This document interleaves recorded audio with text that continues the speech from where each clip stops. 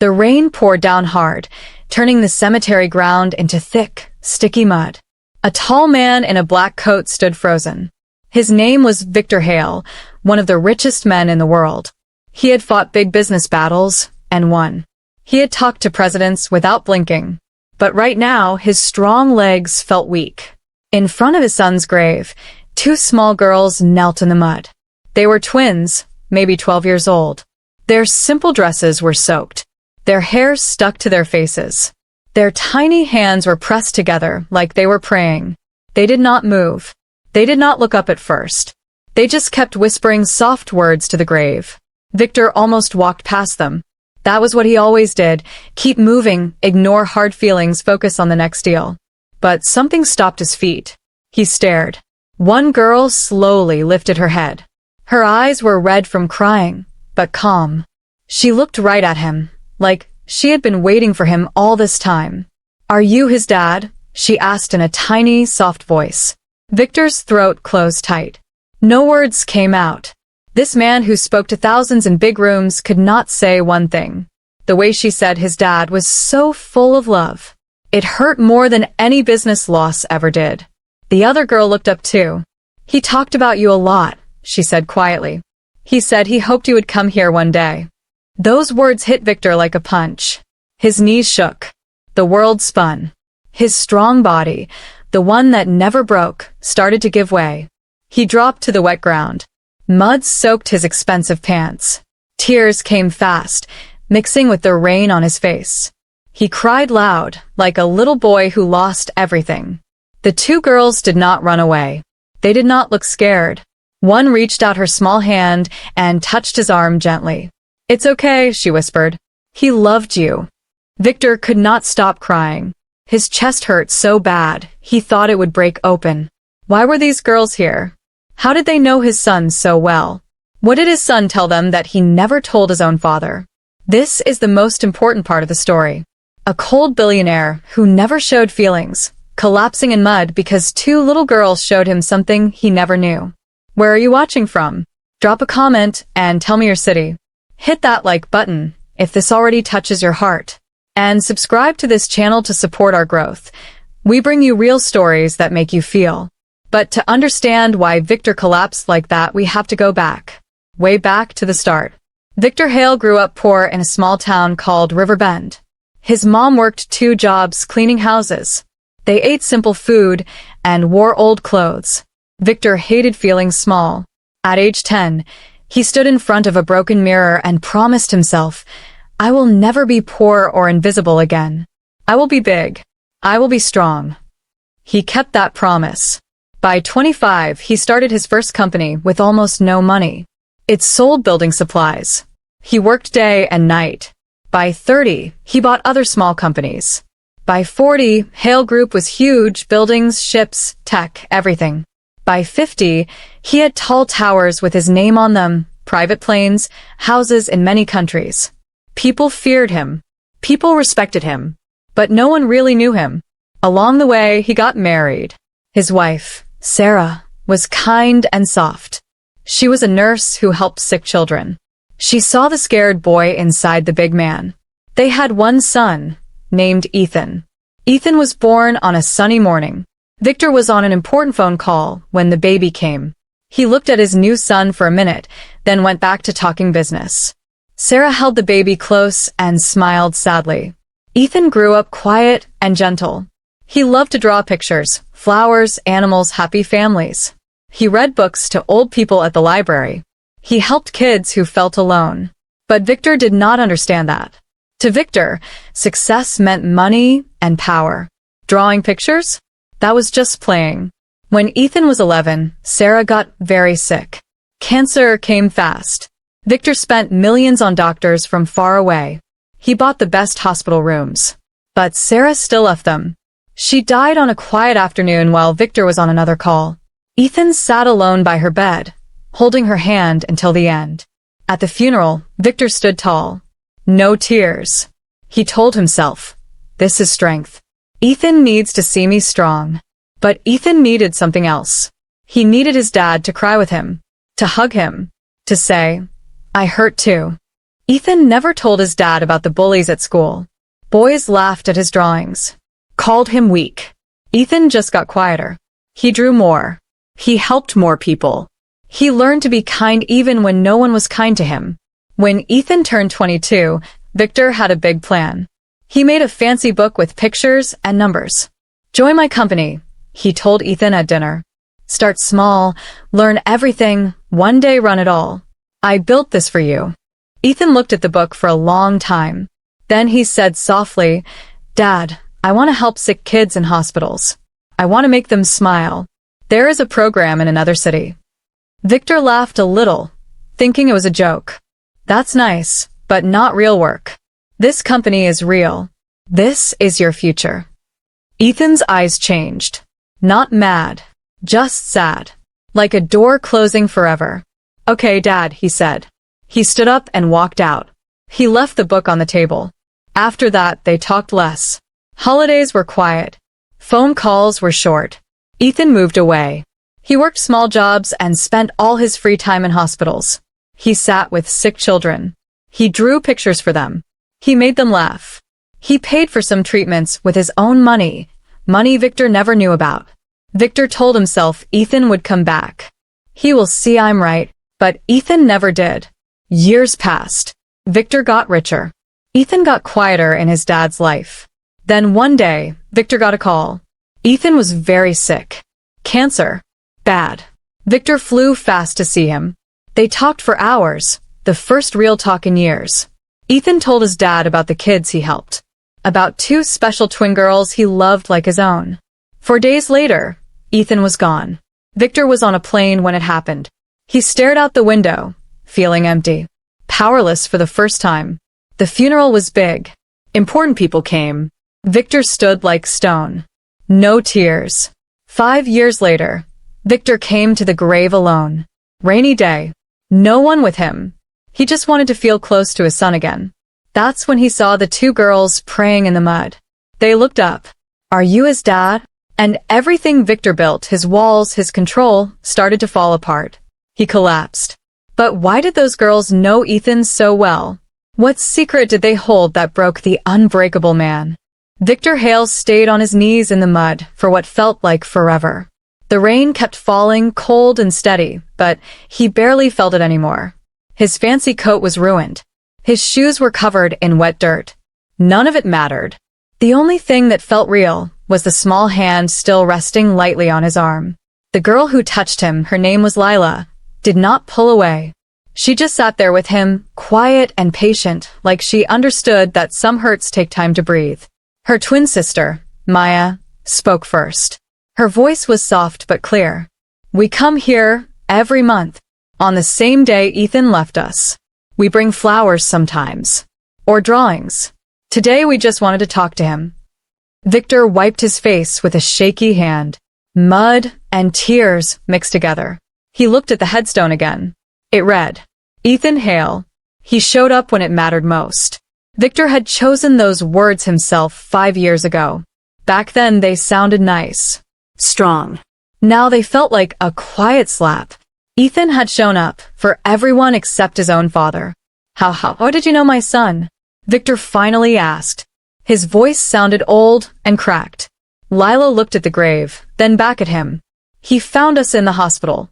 We were really sick. Both of us.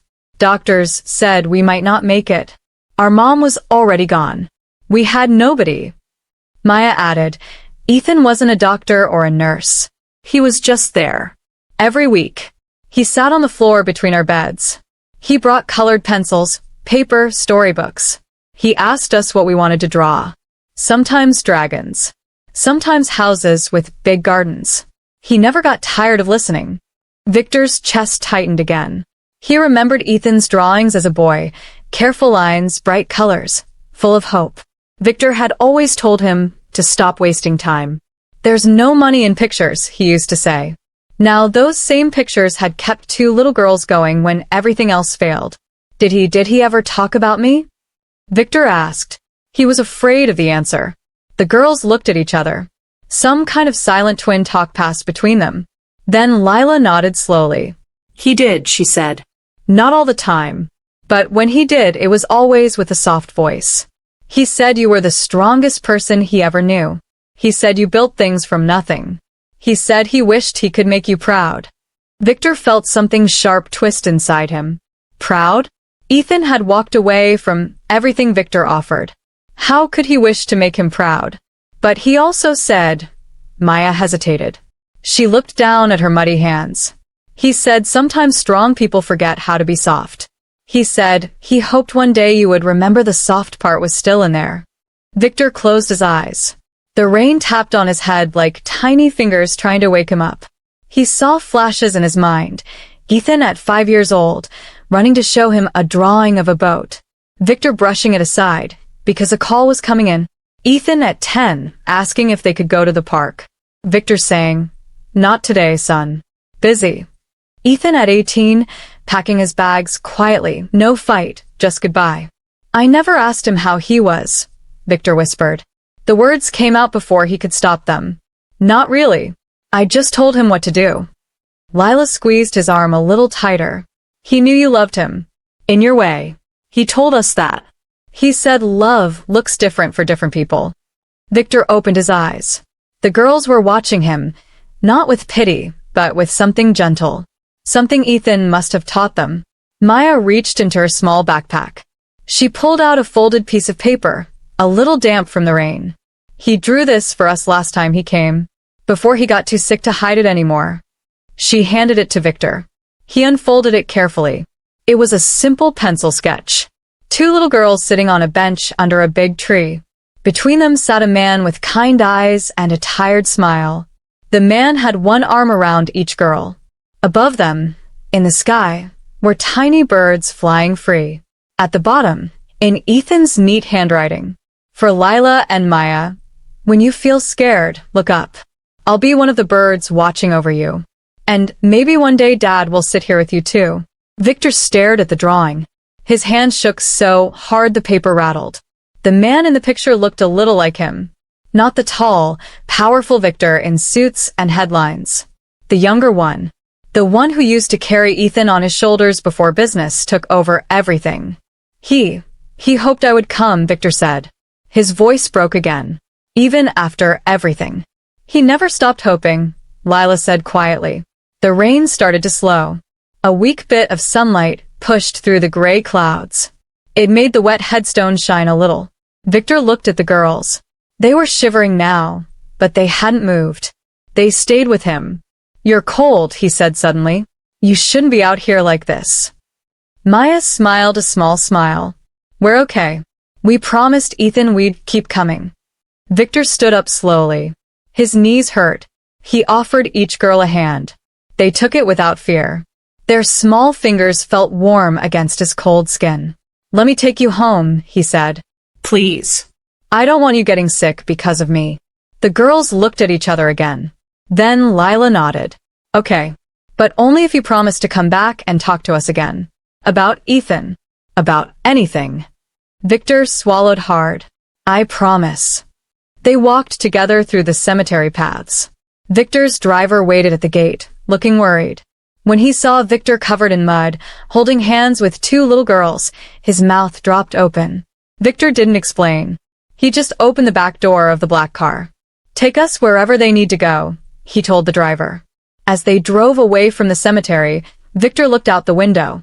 The city blurred past, his city, full of his buildings, his name everywhere.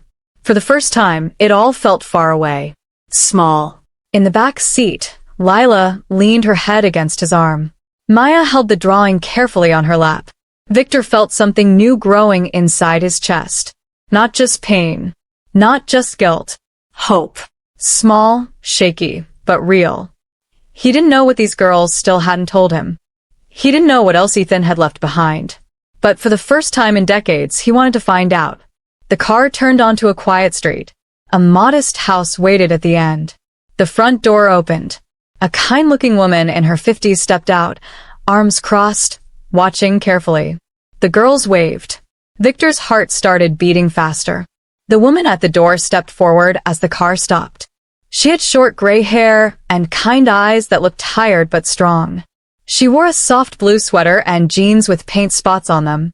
When she saw Victor get out with Lila and Maya, she didn't look surprised. She just opened her arms wide.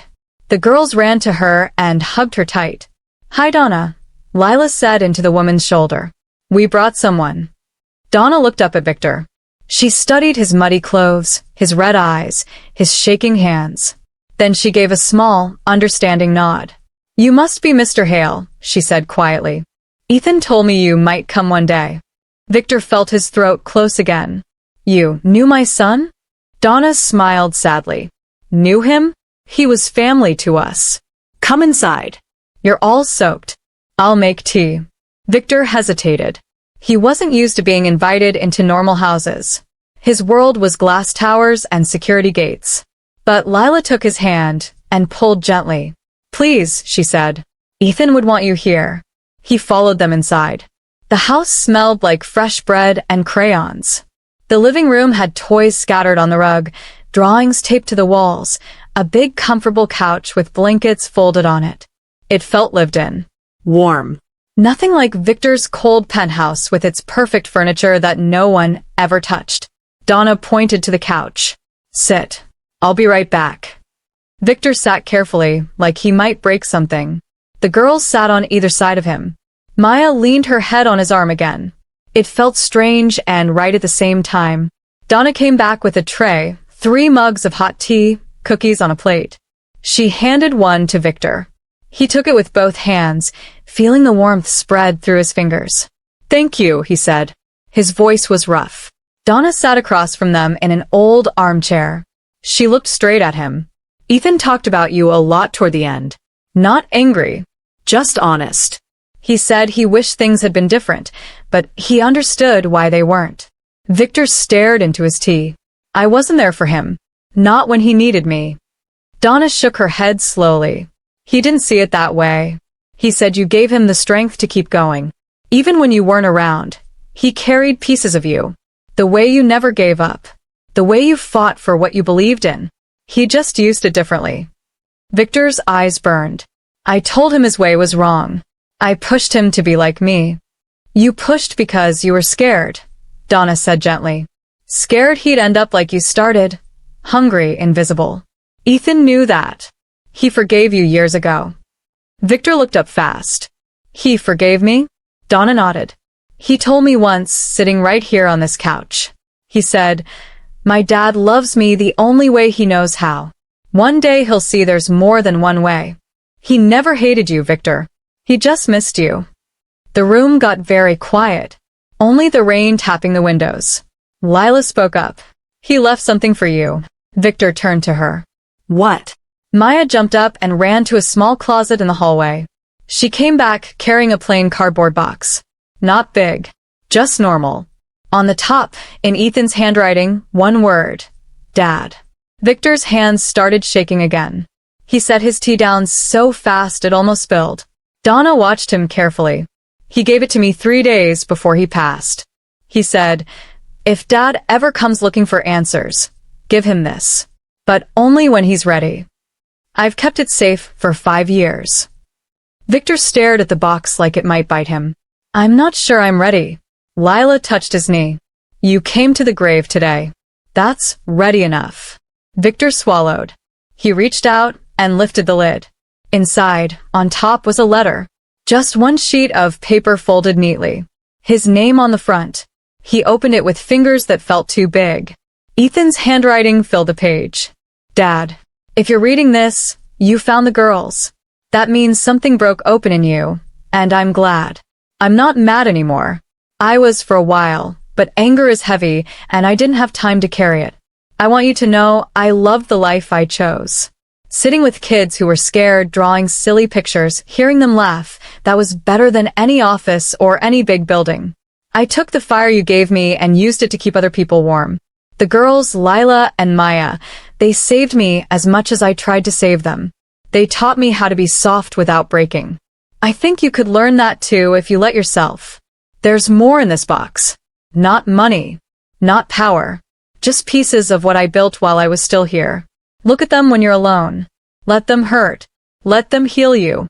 I never stopped being your son. And I never stopped hoping you'd remember you're still my dad. See you on the other side. Ethan. Victor couldn't see the words anymore. Tears dropped onto the paper, making the ink run a little. He pressed the letter to his chest like it was the last piece of his son he could hold. Donna reached over and put her hand on his shoulder. There's more, she said softly, but take your time. Victor nodded. He couldn't speak. Lila and Maya moved closer. They didn't say anything.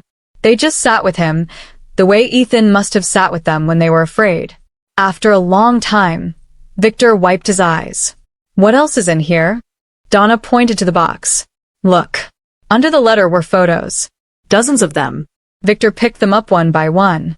Ethan in a hospital room, sitting cross-legged on the floor, drawing with a group of bald kids in gowns. All of them smiling. Ethan pushing Lila and Maya on swings at a park, his face full of joy. Ethan thinner, wearing a hat, but still laughing at something one of the girls said. One photo stopped him cold. It was him and Ethan. Years ago. Maybe Ethan was 12. They were at a family dinner. Neither was looking at the camera. Both had the same serious expression, the same way of tilting their heads when listening. Father and son, matching without knowing it. Victor traced Ethan's face with his finger. I don't even remember this day. Donna smiled. He kept that photo by his bed the whole time he was sick. He said it reminded him you were still in there somewhere. Victor set the photos down carefully. At the bottom of the box was a thin yellow folder. He opened it. Inside was a single document. Official looking. Legal. A foundation charter. Name. Ethan's Light Foundation. Mission. To make sure no child faces sickness, loneliness, or fear alone. Art therapy rooms in hospitals. Scholarships for kids who've been bullied. Help for foster families. All quiet. No big announcements. Just help. At the bottom, 2 signature lines. One had Ethan's name, signed 2 weeks before he died. The other line was blank. Next to it, in Ethan's handwriting. Dad, if you want this to keep going, it needs you. Not your money first. Your heart. Then the rest will follow. Victor stared at the blank line. His whole life, he had signed papers that made him richer. Papers that built towers. Papers that won battles. This paper asked for something different. It asked him to be a father again. Even after it was too late. He looked up at Donna. Did he really think I would do this? Donna nodded. He said you were the only one strong enough to finish what he started. Not with money alone. With showing up. Victor's hands closed around the document. Something inside him shifted. Not all at once. Slowly. Like ice cracking after a long winter. He reached into his coat pocket, pulled out the same expensive pen he used to sign billion-dollar deals. He looked at Lila and Maya. They nodded, eyes shining. Victor pressed the pen to the paper. He signed his name, right under his son's. When he finished, he let out a long breath, like he had been holding it for years. Donna smiled. A real one this time. Welcome to the family, she said. Victor looked around the small living room, at the drawings on the walls, at the 2 girls who had loved his son better than he ever did, at the woman who had kept his son's secret safe. For the first time in his life, he didn't feel alone in a crowd of important people. He felt found. But then Lila said something that made his heart stop. There's one more thing Ethan wanted you to see. It's not in the box. Victor frowned. What? Maya stood up. Come with us. Tomorrow. To the hospital. There's a room he made. He said if you ever came, we should take you there. Victor felt cold suddenly. What kind of room? Lila smiled through fresh tears. The kind of room where kids like us stop being scared for a little while. Victor looked at the signed paper in his hands. Then at the girls. He nodded slowly. Okay, he said. Tomorrow. As he left Donna's house that night, the rain had stopped. Stars peeked through the clouds. He got into his car. The driver asked, Home, sir? Victor shook his head. No, he said. Not yet. He stared out at the quiet street. Tomorrow, he would see what his son had really built. And he had a feeling it would break him all over again. But this time, maybe the breaking would let something new grow. The next morning, Victor woke up early in his huge, empty penthouse. Sunlight came through the tall windows, but the place still felt dark and cold. He hadn't slept much. Ethan's letter sat on the nightstand, folded carefully. He had read it 3 more times before the sun came up. Each time the words hurt a little less and healed a little more. He didn't call his driver. He didn't call his assistant. He drove himself in the plain black car he almost never used. No fancy suit today, just jeans, a simple gray sweater, and the same coat from yesterday, still a little muddy at the edges. He wanted to look like a normal person. For once. The hospital was a low brick building on the edge of the city. Not shiny or new. Just solid and quiet. Victor parked far from the entrance so he could walk slowly and think. His heart beat hard the whole way.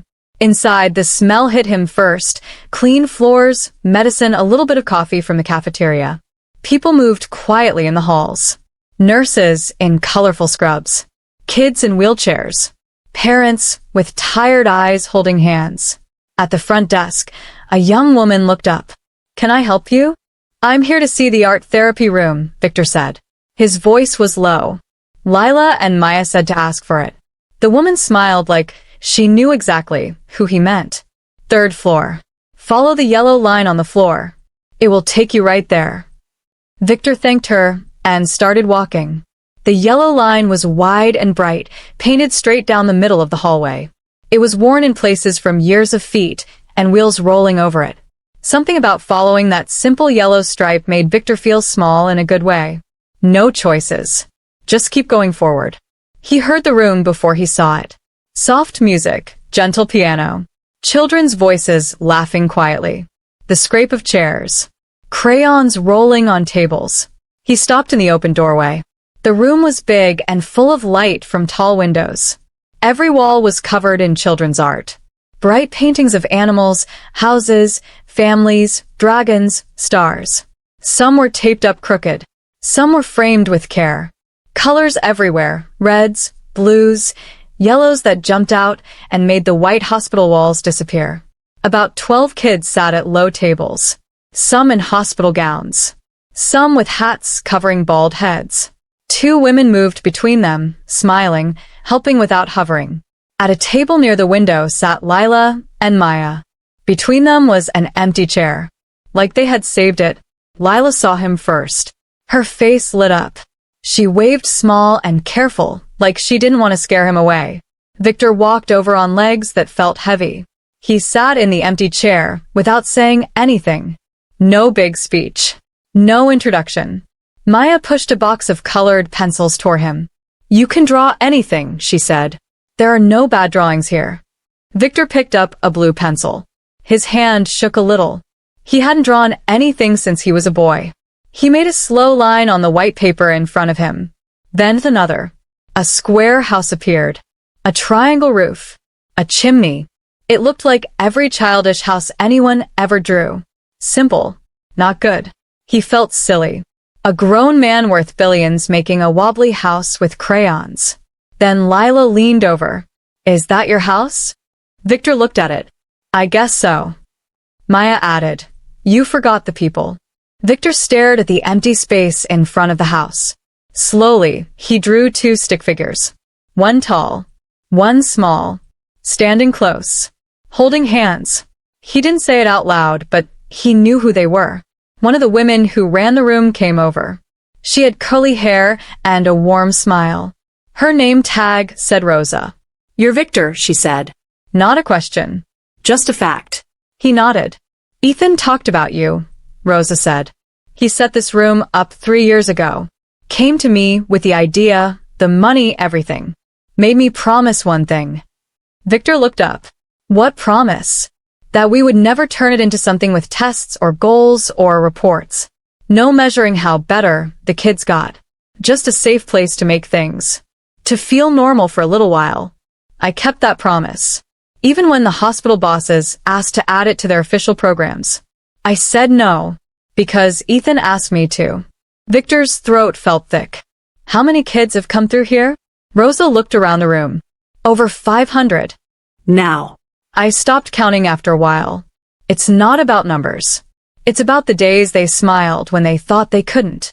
Victor looked at the walls again. at the drawings. Some were happy. Some were sad. Dark colors, storm clouds, broken hearts. But all of them were honest. Ethan had built this with the little bit of money he had saved. Not millions. Just enough. And love. Victor's eyes burned. He looked down at his simple drawing. The two stick figures. One tall. One small. He added a sun in the sky. Big and yellow. Shining on both of them. Lila saw it. She smiled. That's nice. Maya said, Ethan always drew the sun when he felt happy. Victor nodded. He couldn't speak. They sat like that for a long time. Drawing. Not talking much. Just being together. Time moved slow here. No clocks rushing. No phones buzzing. Just crayons and paper and quiet breathing. After a while Rosa came back. The session's almost over, she said softly. But before you go, there's something else Ethan left. Victor looked up. Rosa walked to a locked cabinet in the corner. She opened it with a small key. Inside was a wooden box, painted blue, with little stars on it. Ethan's handwriting on the top, for when Dad is ready. Rosa set it on the table in front of Victor. The girls watched him with big eyes. Victor opened the lid slowly. Inside was another letter, smaller this time, and a single photograph. He opened the letter first. Dad. If you're sitting in this room right now, then you made it. You followed the yellow line. You sat down. You drew something. That's all I ever wanted from you. Not the company, not the money, not the name on buildings. Just you showing up. The kids here don't need fancy things. They need someone to sit with them. To listen. To say, I see you. You're okay. You can do that now. If you want to. The foundation papers you signed, they'll keep this room going. And more rooms like it. But the real work isn't the money. It's the sitting. The listening. The staying. I'm proud of you, Dad. Not for what you built. For what you're finally letting yourself feel. Love always, Ethan. Victor pressed the letter to his forehead. Tears came again, quiet this time.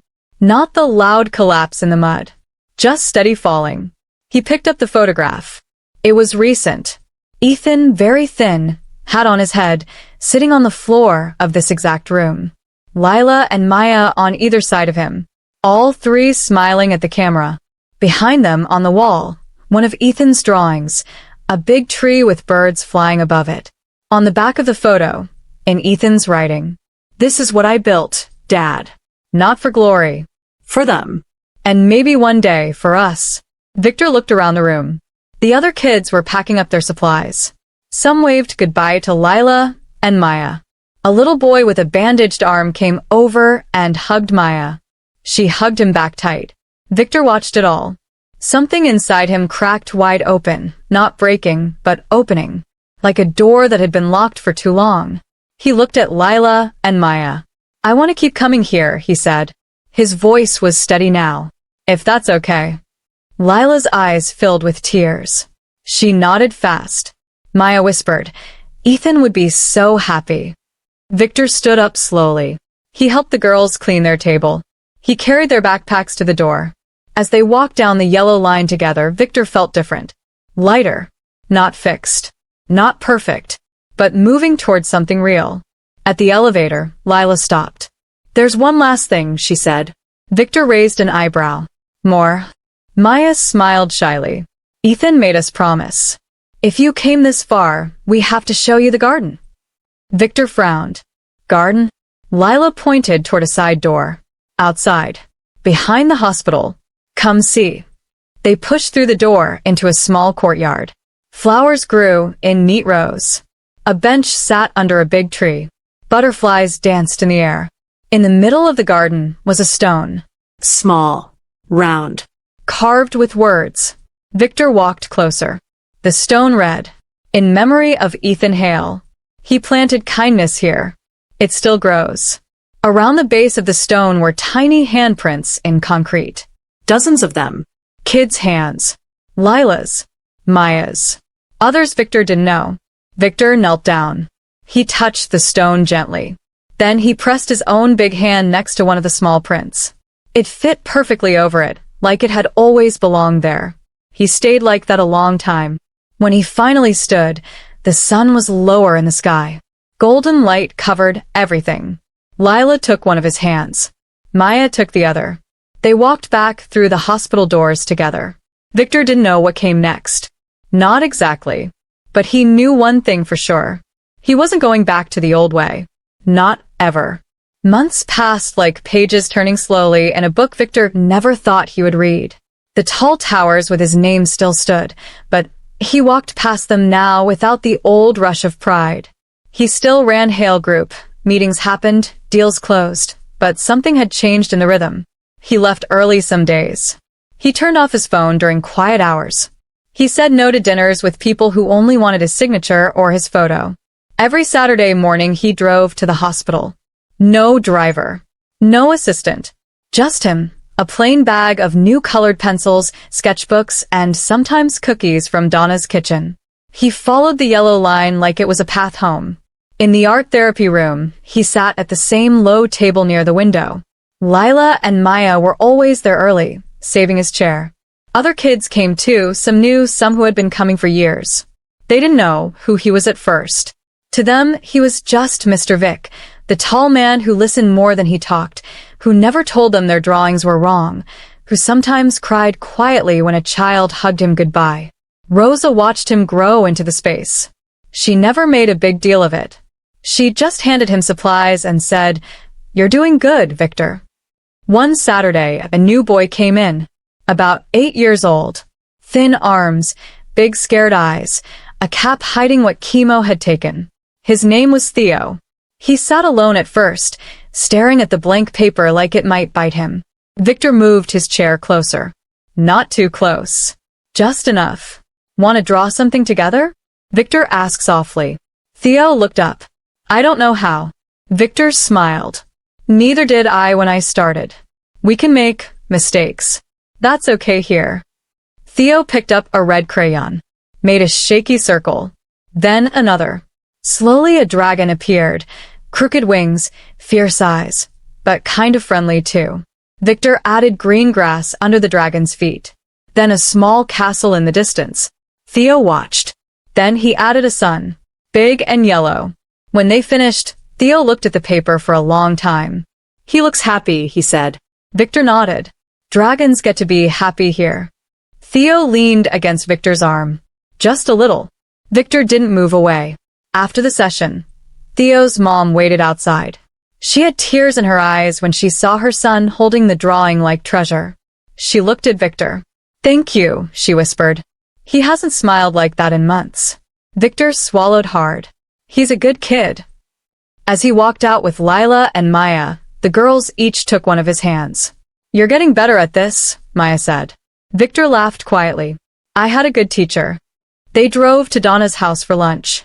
It had become routine, Saturday lunches with stories, laughter, sometimes quiet tears when someone remembered Ethan.